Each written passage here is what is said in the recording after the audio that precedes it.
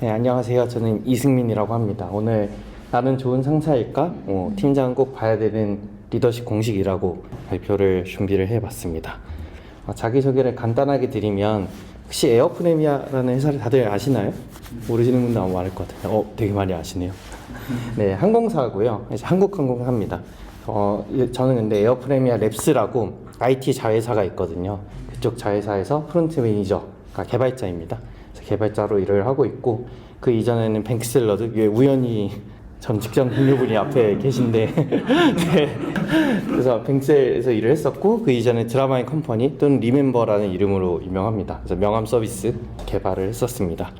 리드 경력으로는 이전에 뱅크샐러드에서 처음에 들어갔을 때는 안드로이드 팀의 매니저였어서 팀원이 3명이었는데 점점 안드 맡고 iOS도 맡고 웹도 맡고 QA 팀까지 맡아서 좀 여러 개의 팀을 한꺼번에 맡는 리드로까지 성장을 해서 40명 매니저가 같이 했고, 현재도 다니고 있는 에어프레미아 랩스에서는 여긴 창업 멤버예요. 그래서 저기 2명이라는 거는 회사 전체 인원을 뜻하고, 저 2명이서 시작을 해서 현재 45명까지 매니징도 하면서 같이 있고, 근데 저 45명 중에 12명은 제가 데려왔거든요. 그래서 제가 지인분들 이렇게 데려오고 또는 소개로 해서 이렇게 끌어오고 하면서 채용을 많이 했었다. 그래서 리드로서는 대충 이 정도의 어떤 팀원들로부터 받는 신뢰 또는 경력들이 있다, 이런 거를 말씀드리려고 보여드렸습니다. 그래서 제가 보여드릴 리더십은, 혹시 여기 대표님들도 좀 계신가요? 다 대표가 아닌가요? 전 되게 많이 계실까 그래서 좀 걱정을 했는데, 저도 대표의 리더십은 아니고 저는 대표는 또 좀 달라야 된다고 생각을 하거든요.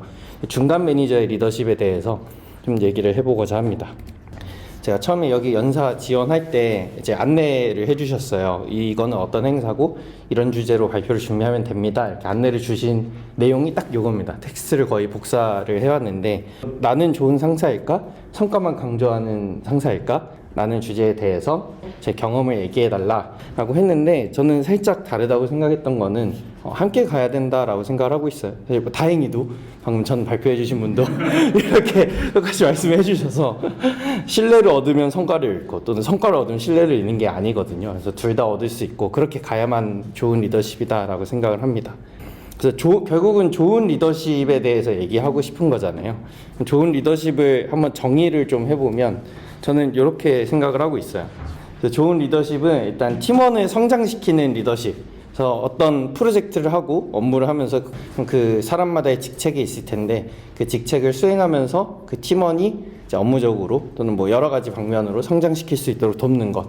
돕기만 하고 끝나면은 회사가 아니죠. 그래서 같이 성과를 내야 되니까, 회사를 위한 성과를 내야 되니까, 그래서 결국 결과까지 낼 수 있도록 그분들을 잘 이끌어 드려야 되고, 또 그 성과들이 그냥 내고 팀장의 성과로서 나 성과 좋으니까 연봉 많이 줘 하고 끝나는 게 아니라 결과적으로 회사까지 성장을 해야 된다.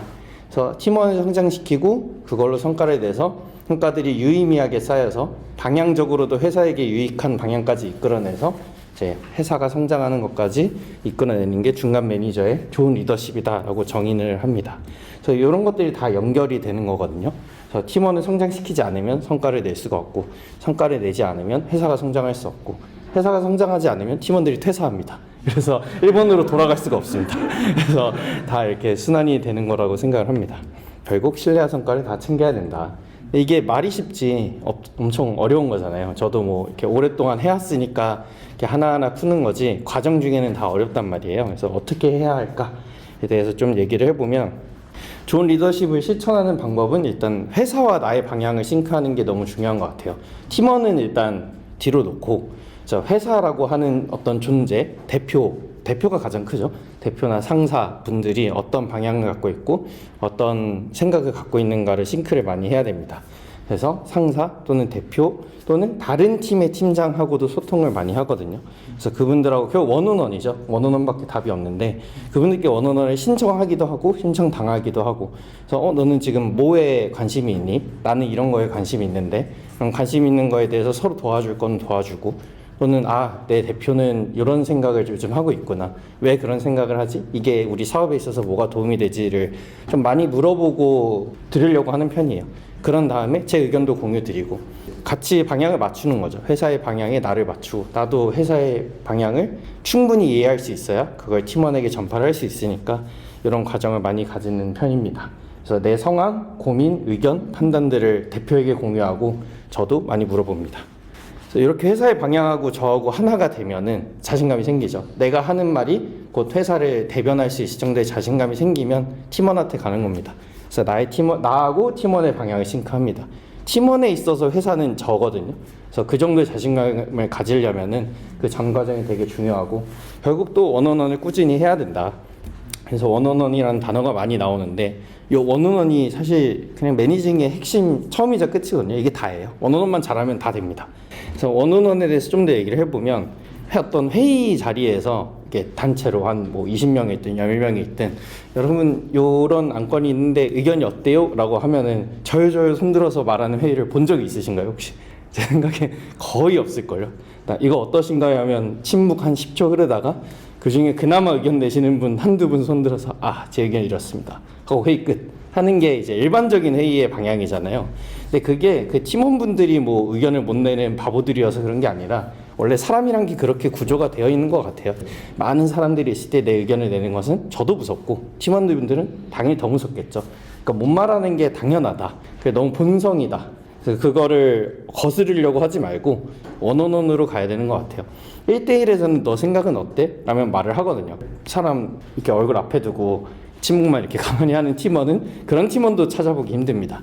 그래서 원원원을 하면은 다들 진심을 잘 말해줍니다. 진심으로 다가가면은. 그래서 원원원으로만 팀원의 마음을 들을 수 있다. 어떻게 원원원을 해야 될까? 제가 생각했을 때는 3가지 질문이면 거의 끝나거든요. 요즘 어떻게 지내요? 회사 생활 어때요? 뭐 사적으로도 그냥 물어볼 수도 있죠. 말할 수 있는 선에서는 요즘 잘 지내냐? 너 요즘 어떤 일을 하고 있냐? 어떤 업무 하고 있냐? 사실 이미 좀 알고 있는데 괜히 물어보는 거죠. 너의 생각에서 너의 일을 어떻게 판단하느냐 듣고 싶으니까 그래서 물어보고 근데 그 과정에서 어떤 어려운 거 없냐? 다 들어주는 게 일입니다. 너는 이런 상황이구나. 너 이거 관심 있어 하는구나. 그리고 어떤 일에 대해서도 똑같은 일이어도 사람마다 되게 중요하다고 생각하는 부분이 다 다르거든요. 똑같은 일인데 얘는 이 일을 다른 팀원과 조화롭게 일하는 거를 집중하고 있는 팀원도 있을 거고 똑같은 일인데 이 사람은 좋은 기술을 써서 멋있는 개발을 하는데 관심이 있는 팀원도 있을 거고 그런 걸 듣는 게 되게 중요한 것 같아요. 그런 질문이 어떤 일 하고 있어? 라고 할 때 다 다른 답변들이 나오거든요. 그래서 이 팀원은 이걸 중요시하는구나. 이 팀원은 이걸 중요시하는구나. 파악하는 거죠. 다 들어주면서. 그리고 어려운 것들이 나왔을 때는 액션을 도출을 해야 됩니다. 이게 어렵구나 하고 듣고 끝이 아니라 그래서 이렇게 하면은 너의 어려움이 좀 해결이 되겠니? 라면서 함께 액션을 좀 도출을 하는 편입니다. 그래서 액션은 팀원의 액션도 있을 거고 팀장의 액션, 여기서 팀장이라 하면 여러분들 또는 저겠죠. 이 어려움에 대해서 그럼 너가 이런 노력을 하면은 좀 도움이 될 것 같아 라고 조언을 드리기도 하고 너가 이거를 다 해결하기는 어려우니까 내가 다른 분들께 이렇게 도움을 요청을 하든 아니면 내가 뭐 실무를 도와주는 방향은 또 여러 가지가 있겠죠. 그래서 상황에 따라서 저의 액션도 같이 도출을 하는 편입니다. 그래서 들어주고 액션을 도출을 잘 하면은 원원원이 끝인가요? 그래서 이 3가지 지분은 끝인가요? 는 사실 아닙니다. 하나 더 추가돼야 되는데 원원원이라는 게 한 번 하고 끝이 아니잖아요. 저 같은 경우는 매주 또는 2주, 3주, 최대 3주를 안 넘어가려고 하거든요. 3주 주기로 계속 주기적으로 만나는데 이전 원원원에서 우리 함께 액션 도출했던 거 어떻게 됐나요? 라고 묻는 거죠. 근데 이게 굉장히 좋은 게 팀원들이 느끼는 게 이렇습니다. 이전 원원원에서 그냥 했던 말이 그냥 우리 주기적으로 대화하는 잡담하는 시간이 아니라 이 팀장이 내 상황을 계속 외우려고 이해하려고 노력을 하는구나. 그리고 내 문제를 풀어주기 위해서 노력을 하는구나 라고 느끼는 가장 중요한 질문 중에 하나라고 생각을 하거든요. 그래서 이전 히스토리를 다시 언급을 하는 거죠.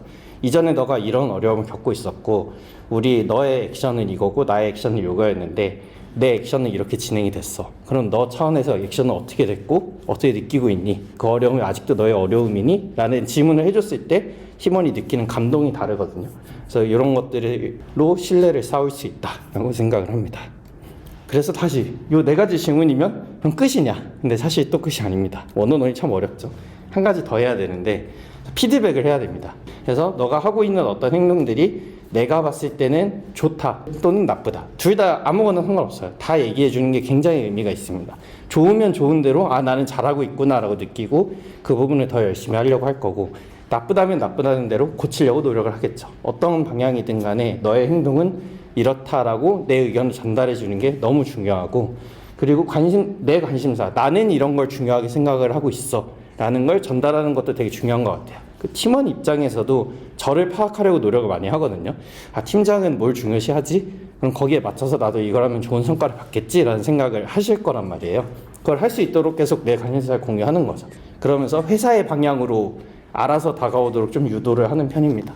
그냥 팀원이 회사에 와서 내 하고 싶은 것만 하고 퇴사할 거야 가 안 되도록 하기 위해서 계속 피드백 드리고, 나는 이런 거 관심 있으니까 너 이런 거 하면은 좀 좋은 성과 얻을 거야 라고 유도를 하는 것이 굉장히 중요하다고 생각을 합니다. 그래서 신뢰를 얻고 이제 성과를 얻는 질문들이 저 두 가지 질문이라고 생각을 하고, 가장 중요한 건 주기적으로 꾸준히 하는 것. 한두 번으로 끝나면 절대 안 되고, 매주 하면 사실 제일 좋긴 한데, 제가 3-4명 있으면 매주 하거든요. 40명 있으면 매주 못 합니다. 절대로. 일을 아무것도 못 해요, 그러면. 그래서 그러면 좀 뭐 한 달 단위가 되는, 3주 단위가 되는 이렇게 좀 벌리긴 하는데, 최대한 꾸준히 할 수 있도록 노력을 하는 게 좋습니다. 잠깐 발표와 관련이 있으면서도 광고 타임인데, 제가 유튜브를 합니다. 그래서 QR을 찍으시면 제 채널로 갈 수 있고요. 사실 이 발표도 지금 녹화를 하고 있어서 이대로 올릴 예정이거든요. 최근에 올렸던 영상 중에 저런 영상이 있어요. 방금 말한 원온원의 스킬에 대한 거를 지금 좀 간략하게 원온원만 떼어서 가져왔는데, 저 영상에서 더 길게 설명을 하는 게 있으니까 구독해 주시고 영상 보시면 도움이 되지 않을까 생각을 합니다. 그래서 좋은 리더십 실천하기는 딱 2가지 하면 된다. 일단 회사와 나의 방향을 싱크해야 되고, 아, 회사에서 이렇게 생각하는구나, 그냥 받아들이기만 하는 게 아니라 좀 도전도 많이 걸어야 돼요. 왜냐면 내 생각과 다를 수도 있잖아요. 그래서 대표랑 싸우기도 하고. 그래서 싱크를 하시고, 내가 회사가 되도록 노력을 해야 되고, 내가 회사가 됐다면 그대로 팀원에게 똑같이 방향을 잘 전달하고 끌어줄 수 있도록 노력을 해야 됩니다. 제 생각에는 팀원의 역량을 100이라고 칩시다. 근데 이제 성과를 밀어붙인다라는 게 아무리 밀어붙여도 100 이상 전 못 나온다고 생각을 하거든요. 그래서 그러기가 힘듭니다. 그래서 회사의 방향과 팀원의 역량을 파악을 일단 해야죠. 아, 회사는 이런 걸 바라고 이 팀원은 여기까지 해낼 수 있는 사람이겠구나 라고 파악을 먼저 하는 것. 그리고 기대 성과를 조율하는 것이 엄청 중요하거든요. 기대 성과란 말이 너무 중요한데, 6개월 동안 또는 1년 동안 아무 피드백도 안 주고 있다가 1년 뒤에 평가할 때 너 사실 이거 못했지롱 하면은 그 팀원들은 좀 배신감이 심해요. 미리 말해주지.